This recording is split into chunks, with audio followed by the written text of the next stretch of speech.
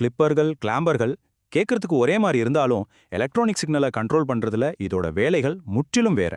நம்ம டெக்னாலஜி உலகம் ஒழுங்கா இயங்குறதுக்கு ரொம்பவே அவசியமான இந்த 2 சர்க்கியூட்கள் பத்தின ஒரு ஆழமான பார்வைக்குள்ள போகலாம் வாங்க. இன்னைக்கு நாம 5 முக்கியமான விஷயங்களை பார்க்க போறோம். முதல்ல இந்த சிக்னல்களை ஏன் அடக்கணும்னு தெரிஞ்சுக்கணும். அப்புறம் கிளிப்பர்ஸ்னா என்ன, கிளாம்பர்ஸ்னா என்னன்னு தனித்தனியா பார்க்கலாம். அதுக்கப்புறம் இன்னும் துல்லியமா இது எப்படி வேலை செய்யுதுன்னு பார்த்துட்டு கடைசியா இது நம்ம அன்றாட வாழ்க்கையில எங்கெல்லாம் பயன்படுதுன்னு தெரிஞ்சுக்கலாம். சரி, முதல் பகுதிக்குள்ள போலாம்.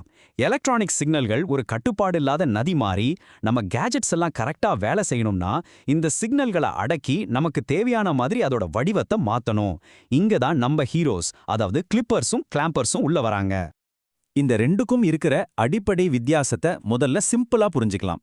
கிளிப்பருங்கிறது ஒரு ஹைட் பேரியர் மாதிரி. ஒரு குறிப்பிட்ட உயரத்துக்கு மேல ஏதாச்சும் வந்தா அதை அப்படியே தடுத்து நிறுத்திடும். ஆனா கிளாம்பர் ஒரு லிஃப்ட் மாதிரிங்க. அது முழு சிக்னலையும் அதோட வடிவம் மாறாம அப்படியே மேலேயோ கீழேயோ கொண்டு போகும். இப்ப நம்ம முதல் சர்க்கியூட்டான கிளிப்பரை பத்தி இன்னும் கொஞ்சம் விரிவா பார்க்கலாம். இதோட முக்கியமான வேலையே ஒரு சிக்னலோட உயரத்தை, அதாவது ஆம்ப்ளிடியூட கட்டுப்படுத்துறது தான்.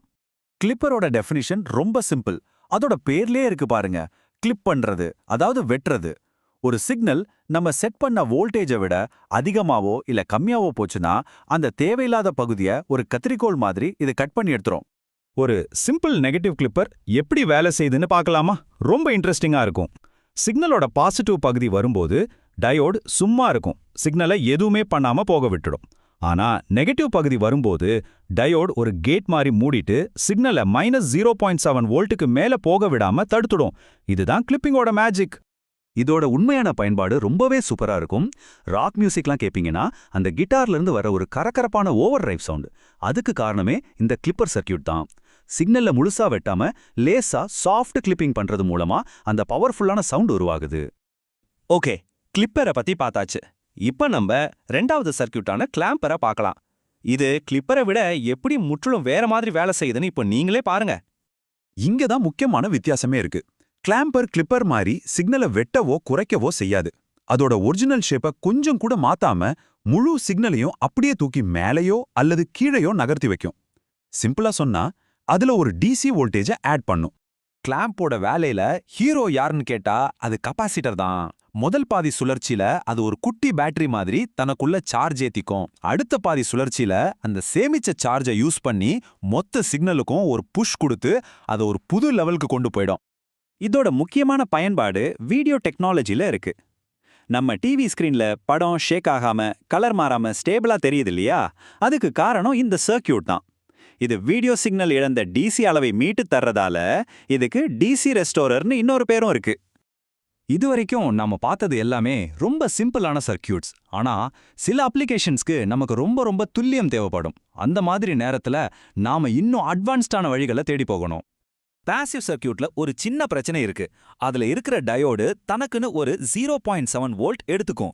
இதனால ஒரு சின்ன எரர் வரும். ஆனா ஆம்ப்லாம்ப் யூஸ் பண்ற ஆக்டிவ் சர்க்கியூட்கள் இந்த எரரையும் சரி பண்ணி மைக்ரோஸ்கோப் அளவுக்கு துல்லியமான வேலையை செய்யும். இந்த டெக்னிக்கல் கோட் அதையே தான் சொல்லுது.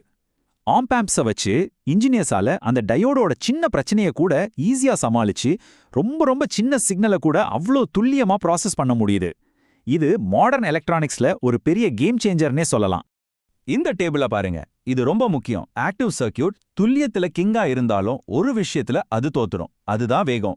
சில அதிவேக அப்ளிகேஷன்ஸ்க்கு சிம்பிளான பாசிவ் சர்க்கியூட்கள் தான் பெஸ்ட் சாய்ஸ். ஸோ நம்ம தேவைக்கேற்ற மாதிரி தான் நாம சரியானதை செலக்ட் பண்ணணும். சரி, இவ்ளோ டெக்னிக்கலா பேசணுமே, இதெல்லாம் நிஜமா நமக்கு ஏன் முக்கியம்? நம்மள சுத்தி இருக்கிற டெக்னாலஜில இது எப்படி ஒரு மறைமுக சக்தியா வேலை செய்யுதுன்னு இப்ப பார்க்கலாம். முக்கியமான விஷயம் என்னன்னா, இந்த சர்க்கியூட்கள் நம்ம நினைக்கிறத விட எல்லா இடத்துலயும் இருக்கு. நம்ம ஃபோன்ல இருக்கிற சின்ன சிப்ஸை பாதுகாக்கிறதுல இருந்து ரேடியோ சிக்னல்ஸ் தெளிவா வர்றது வரைக்கும், பெரிய ரேடார் சிஸ்டம்ஸ்ல இருந்து நமக்கு பிடிச்ச கிட்டார் மியூசிக் வரைக்கும் இது இல்லாத இடமே இல்ல. ஸோ இனிமே நீங்க ஒரு ராக்கிங்கான கிட்டார் சவுண்டை கேட்கும்போதோ இல்ல உங்க டிவி ஸ்கிரீன்ல படம் ஸ்டேபிளா ஓடும்போதோ உங்க மனசுக்குள்ள ஒரு பல்ப் எரியும். ஆஹா, இதுக்கு பின்னால ஒரு கிளிப்பர் இல்லைன்னா ஒரு கிளாம்பர் இருக்குன்னு நீங்க யோசிப்பீங்க இல்லையா? இந்த மாதிரி நம்மள சுத்தி இருக்கிற டெக்னாலஜில இது வேற எங்கெல்லாம் ஒளிஞ்சிருக்குன்னு கொஞ்சம் யோசிச்சு பாருங்களேன்.